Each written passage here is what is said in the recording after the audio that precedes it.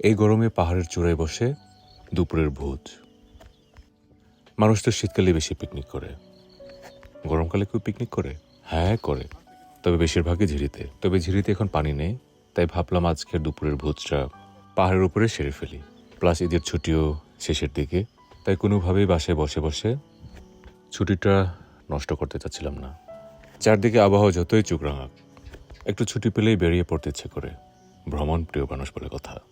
আর আজকে আমাদের লাঞ্চে ছিল মিষ্টি কুমড়ার তরকারি, আমের কাসুন্দি, মানে আমের ভর্তা কাসুন্দি দিয়ে করা, আর আছে আলু, তিতা করলা আর ছুরি ছুটকির মিক্স তরকারি। এটা হচ্ছে ব্যাঙের তরকারি, ঝিরির ব্যাঙ, খুবই রেয়ার, সোনার মতো দাম। পুঁই শাকের বিচি, এটাও ট্রেডিশনাল স্টাইলে। সবশেষে গরমের সঙ্গে লাল লাল তরমুজ। তরমুজটা কেটে প্রথমে একটা বাইট দিয়ে দিলাম। এটা হচ্ছে মৈট্টীয় মাছ, গুল মৈট্টীয় বলে।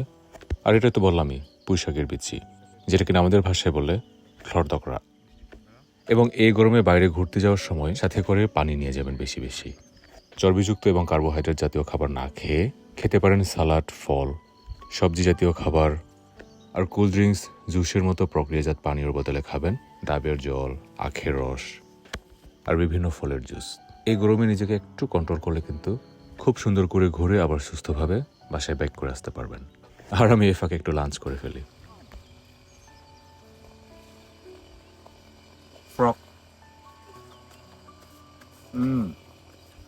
লাঞ্চ শেষ করে হালকা একটু তরমুজের জুস খেয়ে সানসেট দেখতে দেখতে ড্রাইভ করতে করতে ফিরে এলাম চিরচেনা সে জায়গায়, নীরে।